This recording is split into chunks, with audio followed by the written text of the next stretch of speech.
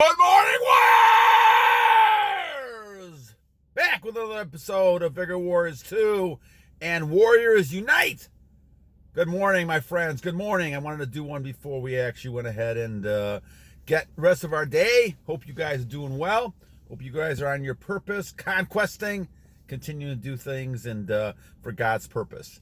I am going to start thinking about doing a streaming, at least a live stream. I know we got people who want some advice or help. I can give you what I can give you from my experiences, but I'm happy to do that. So we're going to figure out some way to put something up. My schedule is going to free up a little bit over the next few weeks. So I'm going to try to think about a way to at least do one. Even if I do it on the phone, I'll do something to actually kind of get to you guys and get a chance to actually kind of communicate and be able to do it. So give me a week or so to try to figure this out. And I'll probably announce something on one of my videos here that we can talk about it and do it. So, all right, shout outs for today, my friends. St. James. St. James was asking about whether the Grand Theft Auto video is good or bad. I've seen it. I saw it when I think there was many iterations of it.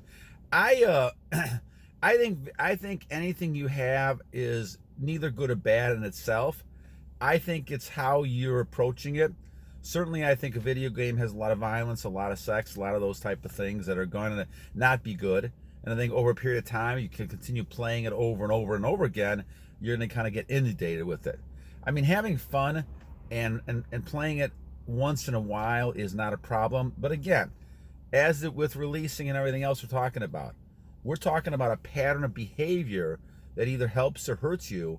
And I think certainly a lot of video games over time allows you to get away from developing your goals and focusing on yourself and doing that. If you're going to take a break and do it, just to kind of get away for a few minutes and do that, I don't ever see a problem. I played Madden football for years before, and that's not an issue. But the issue is, are you letting it take over your life to the point where now you're getting inundated by all those images again and falling back in the pattern?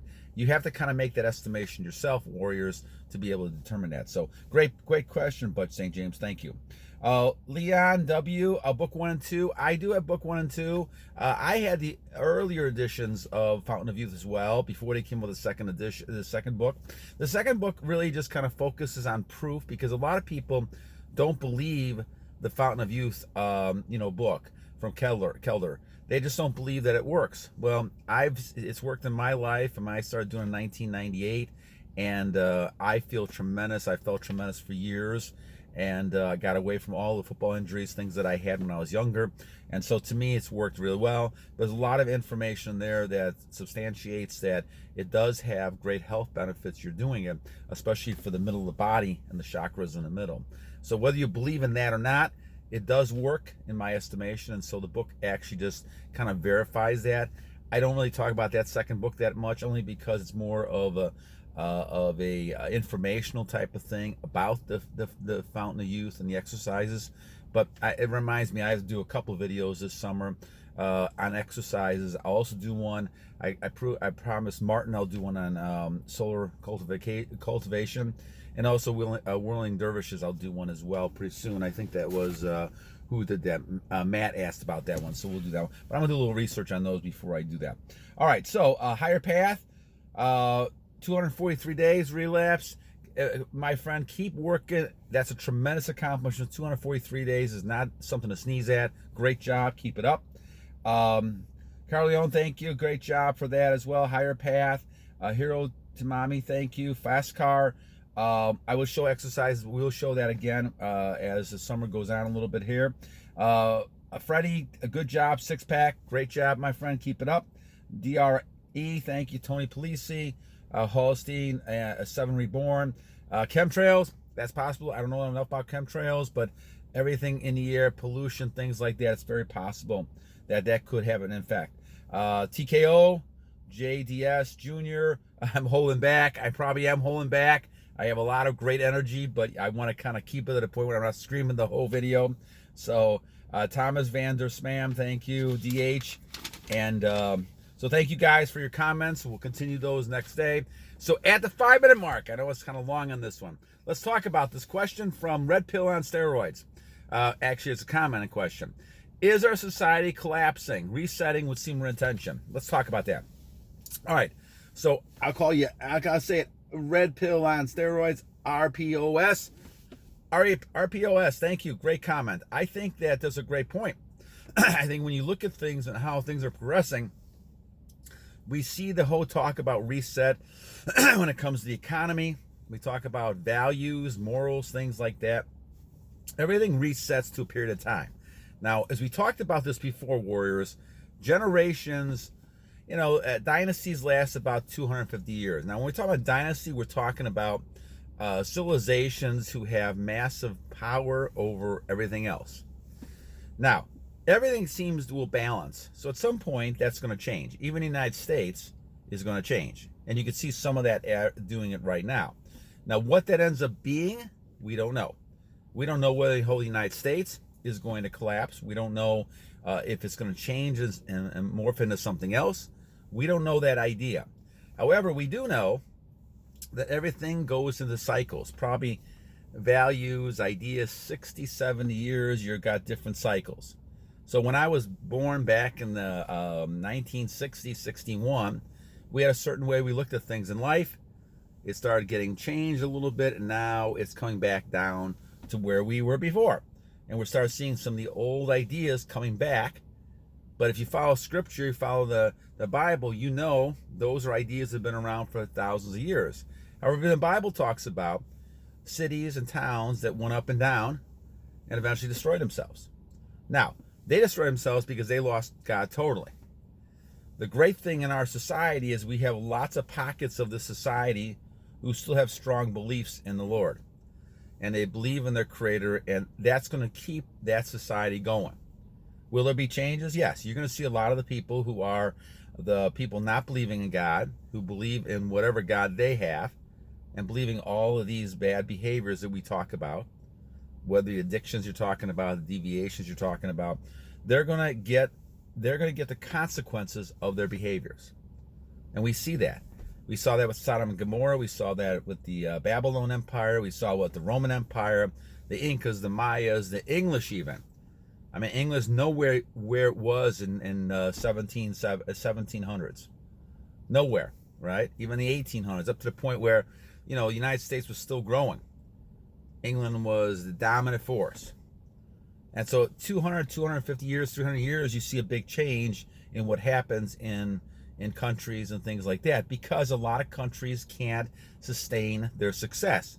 They worked hard to build their way up. They didn't do a lot of these things that were barbaric type behaviors, and not having responsibility and not having goals and not trying to build things. They were into pure pleasure as time went on. And that's what happened in the Roman Empire. Same thing with Babylon. And eventually when you get into pleasure, you get to the point where you're too far into it. Now you lose God entirely. And now you go down that hole where now you're doing more deviance, and all of a sudden, now you've lost total control. And you can't even see God, and so your heart is what they call hardened, which is what happened to Pharaoh and these other types of people in the elite time that they were in Egypt.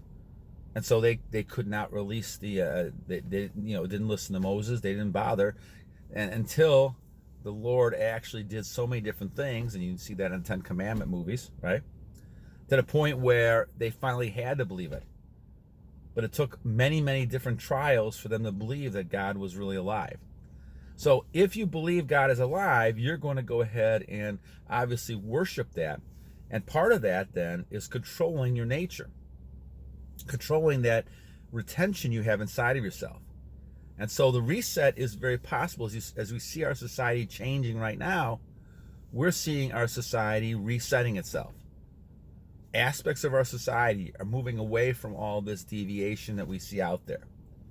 Oh, you look at the beer company situation. You look at the department store situation I heard about yesterday. All these things are happening when you look at this, and people are pushing back saying, we don't want this type of stuff out there. We don't want this stuff out there because it deviates from what we should be doing for our kids, our children, and things like that. So all these behaviors represents a lack of control and a lack of importance into God. And as a result of that, what ends up happening is that people tend to kind of go down that path where they're lost. And we see this all the time. And when we talk about in the Bible, gnashing of teeth and things like that, is that people are lost. They don't have any belief in God. They have no purpose. And I always say when we start these broadcasts that you have to have that purpose in God as you're doing things. What is God trying to have you do with this purpose? But if you're not listening to God, if you're not in that type of pattern, which a lot of people are not, then they fall down that path. And that's where the problem really occurs. So yes, we are moving into a reset, in my opinion, when it comes to retention. We're going back to where we should be, back when the days where men were men, and men had self-control, and no matter what woman walked by, they weren't just going to go ahead and jump on them and have pleasure with everybody they saw and just release anytime they wanted to. We are seeing a percentage of men at least do that, which means society is going to not be totally destroyed. But what this looks like, we don't know, depending on how many percentage. We go up to 2%, 3%, all of a sudden we start moving ahead and more people do this, then all of a sudden your society starts to balance back off. But God understands what's happening, and God's going to let people kind of destroy themselves. And the thing is, warriors, you have to maintain that control, that self-discipline to understand what this is all about. People who are clueless, they won't know. They have no clue about what's happening out there.